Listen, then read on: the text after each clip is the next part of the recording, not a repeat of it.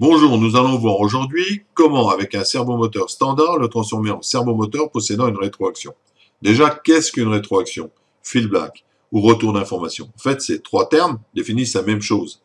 C'est de pouvoir connaître la position du servomoteur par l'intermédiaire d'un capteur qui est le reflet de la position exacte du servomoteur ou de l'actionneur en question.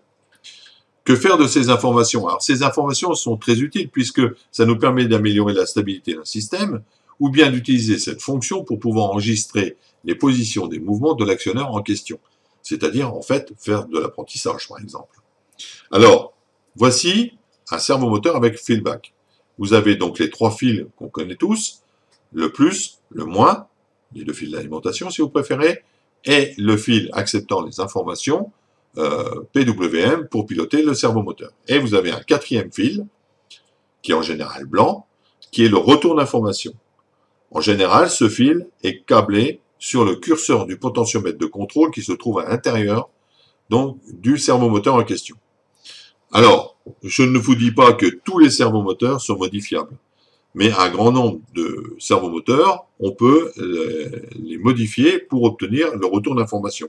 Alors, nous avons essayé par exemple sur le 422 de chez E-Tech, le 645, le 755 et le 805. Ça n'a posé aucun problème. Alors, on va voir dans notre vidéo comment faire cette modification et après comment les tester. Nous allons donc démonter ce type de servomoteur, c'est un HS422 de chez E-Tech. Première manipulation, démonter l'arrière du boîtier. Je vous conseille de prendre le tournevis adapté à ce genre de manipulation parce que si vous loupez le dévissage de la tête, là c'est clair, pour le démonter ça va être très compliqué. Donc prenez l'outil adapté. Ça a l'air d'être tout bête comme ça, mais c'est loin d'être évident. Quand votre boîtier est démonté, donc pour les besoins du tuto, j'avais déjà démonté un servomoteur. Là, on peut voir donc le moteur, la carte électronique de gestion, et en dessous ici, tenu par une petite vis cruciforme, donc le potentiomètre. Repérez bien où se trouve le fil du curseur, donc en général il se trouve au milieu. La couleur du fil, on voit, c'est un jaune. Nous, pour les besoins du tuto, nous avions déjà coupé ce fil jaune. Donc vous vous arrangez pour le couper à peu près au centre, comme on a fait là. Donc là, je vais enlever la gaine thermorétractable. Voilà. Quand vous avez coupé votre fil, donc qui vient donc du curseur, vous prenez votre fil qui va vous servir de feedback. Alors nous avons pris ce genre de petits fils, puisqu'ils ont déjà les cosses qui vont bien dessus, et c'est pile poil pour l'Arduino. Donc ça ne devrait pas poser de problème. Vous raccordez votre premier fil sur la première partie que vous avez coupée, et ensuite vous raccordez le deuxième fil sur l'autre partie, en faisant bien attention au départ de mettre une gaine thermorétractable. Pourquoi? Ben, elle va nous servir à isoler cette partie de soudure du circuit imprimé. Ensuite, eh bien, vous faites coulisser votre gaine thermorétractable sur votre ensemble, de façon à protéger les soudures. Bien évidemment, la gaine thermorétractable, pour qu'elle soit efficace, eh bien, il faut la chauffer. Donc on va la chauffer.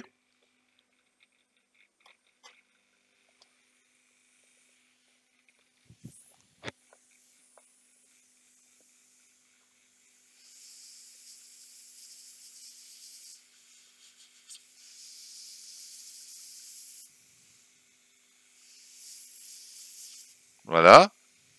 Alors vous, là, j'ai pris un pistolet à air chaud, mais vous pouvez utiliser d'autres types de matériel. Hein. Votre fer à souder, vous approchez votre panne et la gaine se rétracte aussitôt. Hein.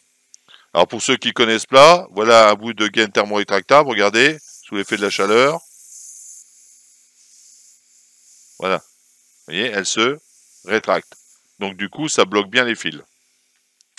Ensuite, vous repositionnez votre carte électronique à l'intérieur du boîtier. N'oubliez pas, lorsque vous avez fait la manipulation, surtout d'avoir percé le boîtier pour glisser votre futur fil. Voilà. On repositionne le boîtier.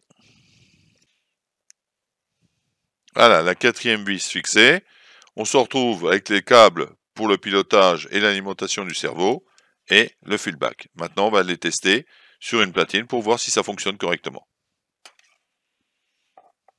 Alors voilà, la modification est faite. Nous avons créé un petit programme pour tester les servomoteurs avec le traceur série qui se trouve sur l'IDE Arduino. Quand vous bougez votre servomoteur, on a le retour d'information qui se fait par le biais donc de notre feedback.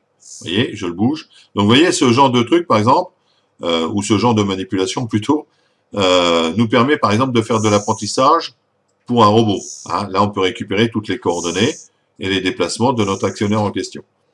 Alors, si on veut vérifier maintenant si les cycles sont corrects et qu'on n'a pas de dérive, pareil, dans le même programme, nous avons fait un petit algorithme de façon à tester les servomoteurs. Donc, je vais vous le mettre.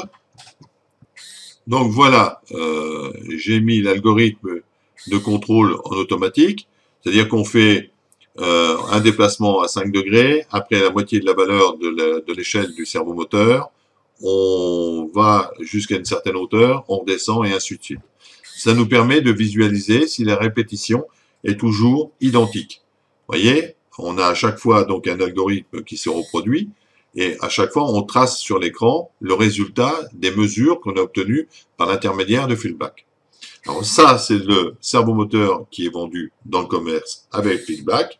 Et maintenant, je vais vous mettre le servomoteur que nous avons modifié tout à l'heure pour voir si les résultats sont identiques. Alors évidemment, on aura des valeurs différentes puisque le potentiomètre n'est peut-être pas identique et les déplacements ne sont pas forcément identiques. Alors voyons voir.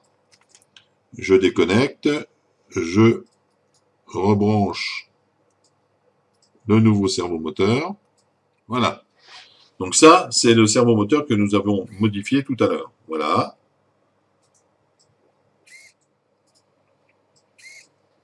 Alors forcément, les échelles sont pas identiques par rapport à l'autre servomoteur puisqu'il ne possède pas les mêmes caractéristiques, mais celui-ci est bien modifié avec son feedback. Donc on a bien un servo standard qu'on a modifié avec le retour d'information.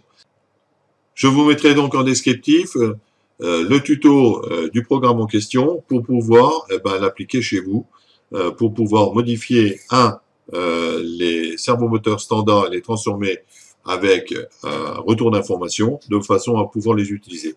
Et d'ailleurs, dans le même descriptif, vous aurez les tutos qui correspondent à la mise en œuvre de ces feedbacks. J'espère que ce tuto vous sera utile et je vous dis donc à la prochaine fois. Au revoir.